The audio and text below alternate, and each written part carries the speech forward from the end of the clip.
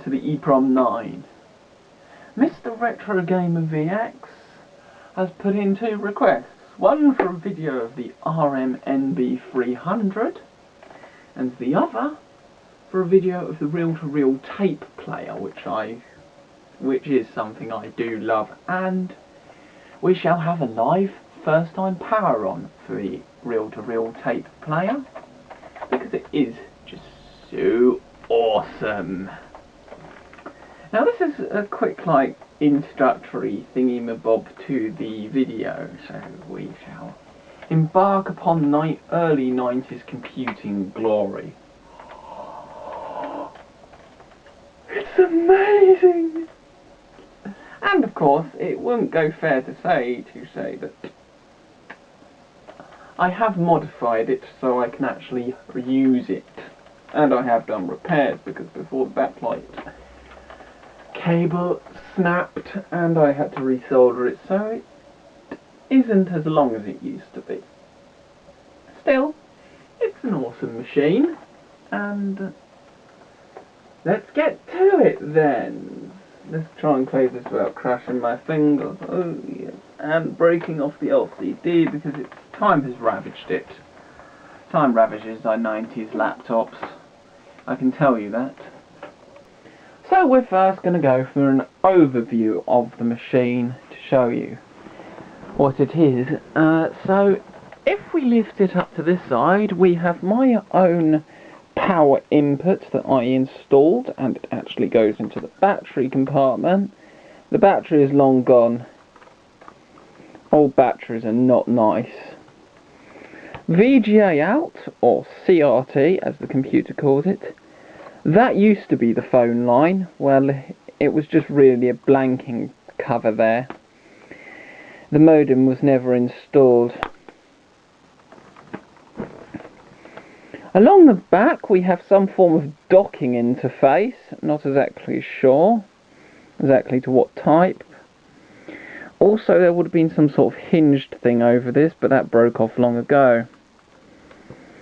Serial port, parallel port, and of course another serial port look-alike. And your official power in, which is a weird ass connector that nothing was compatible with. That's why I hacked in my own power.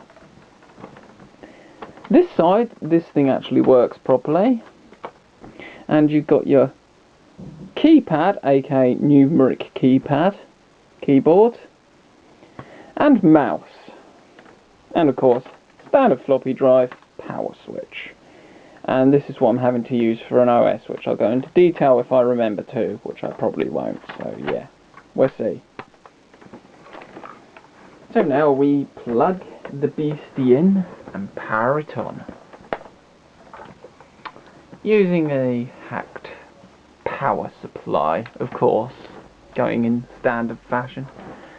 Because these are machines that have helped me become... well, I'd say I'm very good with getting these machines going. I've become a very good techie thanks to these old machines. And this is its boot screen. 386 system, we're going to techie specs in a bit. Which Mr. Benway thinks is the boring part. No, it's the bloody exciting part, knowing the specs of your machine. Knowing what it can do. So we have the usual stuff. The CMOS battery, which is actually a chip, is long dead, and I have been unable to find a replacement for it. Although are they just standard, because I could just solder in a new one, but I've got a spare one kicking around somewhere. But whether it works, I do not know. We'll show you the BIOS screen just for the hell of it, if I can remember it. No, that is not it. I have just reset the machine. Pillock. Okay, so while that resets, so here we go. Usual sort of stuff. Okay, escape. You can actually skip it. There we go. So we want Control-Alt, escape. And that's your BIOS screen. There's no point changing anything here because it just reverts back to that. This is my rarest machine, and in fact the rarest machine I know of. Some of you may see the Jupiter Race as the rarest machine. No, this is rarer than the Jupiter Race. Look it up on the internet. Look it up on eBay. You will not find this on eBay. If you do, I want to see. The internet, there is one site with brief records to it, and my site references to it. That's it. Nothing else is out there on it. Nothing. I have spent hours looking for information on this machine, and in the end I opened it up and started reading the chips to find out about it. Oh dear, the battery's low on the camera. So yes, I don't know whether it would come up to such a high price on eBay, but it's certainly rarer than anything on eBay. We'll just escape the post test and boot it into DOS. There we go, skipped everything. It's not going to, and it's just reset itself. Not sure why. Yes, it is a problem I have with these early 90s laptops. They're kind of half dead, half alive. They have so many faults that you don't know what's wrong with them. Or if you do, because they're so old, there's jack shit you can do about it, but the parts are no longer around. And for a system like this that is as rare as it is, yeah, it makes sense. F1 and it should boot on the floppy. Whoa, you're getting some funky stuff over the display. Let's zoom into the display so you can see the DOS. This is a very basic DOS disk. I will show you. Now we're going to go into tech specs, which is, it runs on a 386SX CPU, which is, I think, is running at 16 M8Z, but I can't remember specifically. I'll be reading the exact speed of it on the screen now. 2 meg of RAM it came standard with. This particular model is upgraded to 4 meg, but because you can't change it in the BIOS, you can't use half the extra 2 meg. The hard drive is a 40 megabyte model. Hang on, was annoying. Okay, 40 megabyte hard drive, 1.4 megabyte floppy disk drive rather than a 1.44, but it does seem to read the 1.44s no problem, so that's a fabrication.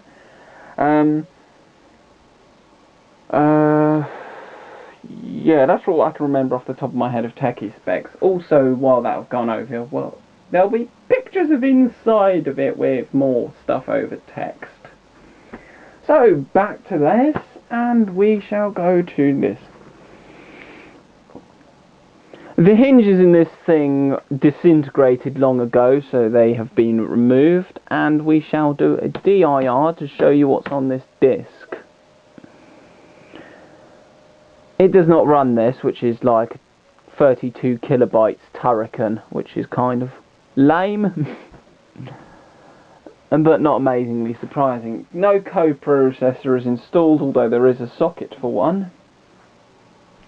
And it was salvaged out of my old school.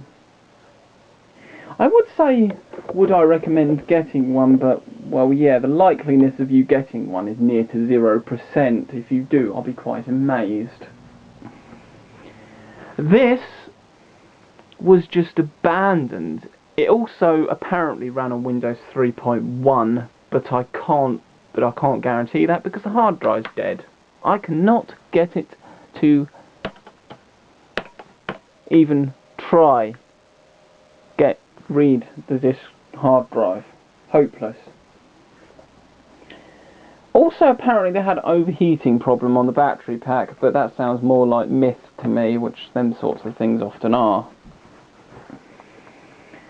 This machine was found when I was back at school, and I was sixth form, which is like you optionally stay on at the school to do extra A levels and GCSEs and so on and so forth, which is what I did.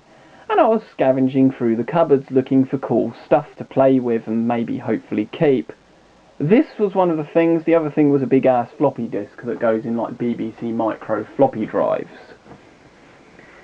And it was also with a load of like Lego robotics stuff, so you can guess what it was used for, Lego robotics in the science labs. And it is utterly awesome. It took some convincing, but eventually I managed to whittle it away, along with the floppy disk, for my big ass floppy disk drive in the garage. It is a wonderful machine. Still works, and I'm not sure what mode does, but it does this, mode. I don't know DOS commands very well. I'm better with Windows as a GUI than DOS. DOS is still a bit confusing. Mind you, there's like books, computer books with like DOS and that in for sale on eBay, so I'll probably get that. I do, despite the display being fully monochrome, early LCD, ghosting as hell, ghosting it does do a little bit of, I like it. I like the display on it. I love the design of the machine. It is rugged as hell. I mean, look at this. This is built for school. It just is rugged as hell. I'm not sure it'd survive a nuclear blast, but it is rugged, and we're going to have to go on to SD card 2. Okay, I really need to get an SD phone card that second SD card that isn't salvaged from an old phone. No, this isn't the one I've been using. I was going to use this, but it has too much other GOMF on it and had 40 something seconds of record time, so that was useless. And I've probably lost my train of thought. But anyway, upon my SD card issues, and SD cards and all-flash memory device being rather overpriced if you ask me, we are going to show you an interesting anomaly that I noticed about the LCD. There's my tripod, first time on camera. Tripod! Mighty, it's cheap gloriness. Look at that. Yeah, cheap. That actually unscrews itself as you use it, so yeah, every so often you have to tighten it up. Quality guaranteed. Still, does the job. So we're getting to a good view of the LCD to where you can see, and hopefully you can see it on the camera. Whee, there you go, you saw that? The screen was like broken up into like blocks, which, if you ask me, is to do each block is where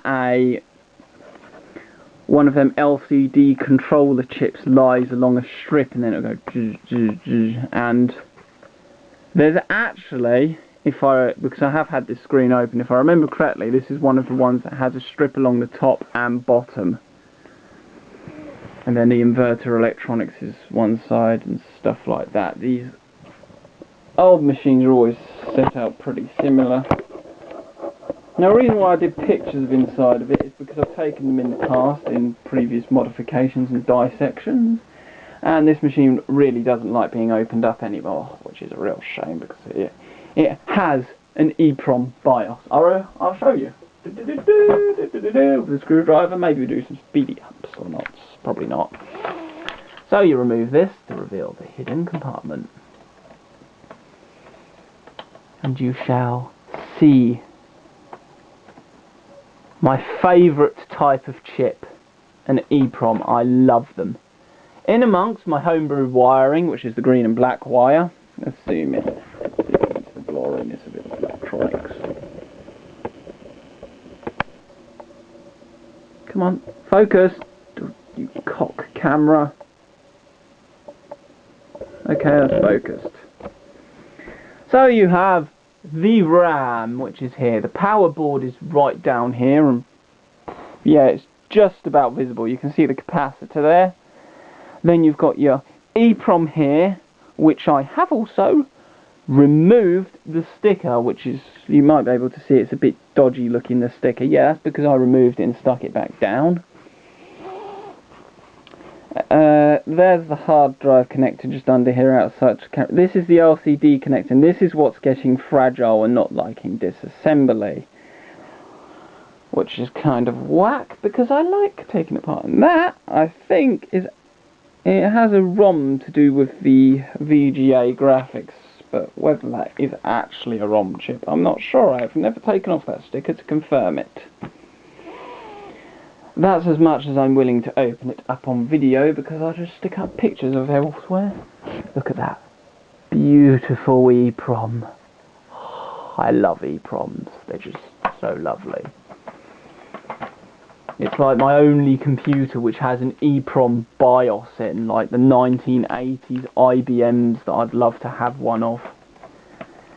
Yes, I'd love a 1980s IBM. The hardware in them is just beautiful, and because they're a PC, I would probably actually be able to do more with it than I can with my Electron without any software in. Because I just sit there happily configuring Windows over and over and over again, and then download software for it and stick it on, and I'd find it a whole lot easier than actually doing it with the Electron. Despite having an absolute love of the Electron. Okay, I have not screwed the camera very tight on the tripod, look at that. That's not the tripod, that's my lack of screwing the camera properly. Yes. I hope people picked up on that, I really do. Okay, so running out of things to say about this machine now, other than it's awesome. Look, an air vent. Yes, I have officially pretty much run out of things, but what I do want to show you is, this one is actually in the intro, this chip. An utterly awesome EEPROM of awesomeness. This camera has a beautiful macro mode of like going up to like, can focus on something where it's 1 centimetre away from the camera. So we're getting a bit, should focus on it, and thus it, there, look at that. How can you not love them chips? That is geek porn. That is porn to geeks. True geeks, that is, which is that. True geeks are actually a surprisingly rare breed. In college, I was actually one of like 2 true geeks or something. True geeks are a rare breed. There's more people with geeky interests than true geeks who sit in there doing. You might be able to see that effect again. Whee, there it is. You can see it on the camera reasonably clearly. I don't know if it. Actually, looking at it on the small screen, if you can see it on the small little camera LCD, you should be able to see it in non-HD. So, what can I really say about it? I'm going to show you the power supply, which, if you're not careful, it can zap you. Because it's safe. It's modern technology at the end of the day, which is about as safe as eating typhoid or shit, which would give you typhoid rather than. Well, you could eat the typhoid virus if someone separates it from whatever. Okay, yeah, that's not going to. I'll just read it out. It's a 5 volt output, 2.5 amps. D-Link from some D-Link wireless thing, which was another load of stuff going out for the skip that I saved. It's amazing how wasteful that school was. I was always saving shit out the skip. Got an old calculator in the garage, Toshiba calculator that I pulled out the skip. Pulled out numerous interesting things. That's where my Atari disk drive came from. that I think I have mentioned. Yeah, I don't know if I've mentioned it, but it's on my. If you go to my channel page, you can see a list of everything I have, including the interesting MISC. And it is rather hot and humid in here. And you know what that means? If I can find it. Yeah. I wanted to show. Hang on. This is definitely being sped up. There it is. I have actually invented something that is about time you lot saw it. Everyone else has. This is my portable air conditioner. I actually invented this, and this actually works. Rather than just blowing hot air at you, it cools down the air through a clever method of, well, Basically what you do is you have your batteries in there, 2-stage switch, salvaged from an old hairdryer of course, made out of fully recycled materials, laptop heatsink. I have had more laptops than I have now. There's just a fair few I've disassembled for parts. This one, was an old Dell that I had in one of my work experiences. So what you do is you can remove this top unit, fill that with water, stick it in the freezer, freezes it, and what do you know, that blows ice cold water out. I'm not going into details, but that is my invention. Portable air conditioner. I know. Yes. I had this I did in the GCSE years of schooling. So yes, that is my cool little portable air conditioning device that I built. But its effectivity is limited. A newer design, to redo it, I want to make a Mark II which uses a pelter heat pump, because then you get a far more effective cooling from it. But I need a pelter heat pump. I'm not sure how easily they are available. I haven't looked on eBay, and everywhere else they aren't so easily available. You can get hold of them, and they are used in some commercial products. But I don't know how they go on batteries. You'd have to use probably some pretty beefy batteries. I don't know what market there'd be for such a device, because it certainly wouldn't be as cheap as them little crap-ass fans that make you hotter as they blow hot air at you. SD card. Yeah, this thing isn't SD card compatible. I think that should conclude this video, because I'm rambling and it's going to take a bloody age to upload. Thanks for watching everyone, and I hope you enjoyed this rather extended rambling kind of RM laptop thingy-mabob thing, and yeah. Bye bye! Interesting note, the portable air conditioner is also the first thing I've actually built that's made me money. Because there was a competition a long time ago when I was back in schooling, 6th form once again, that was to make stuff out of junk. That was one of the things I took along. The other was one of my CRT viewfinders. With both of them combined, everyone was quite amazed, and I won something like 20 quid. Woohoo! Which I spent. I think I spent it on a present for someone. Grrr, not a multimeter. Grrr.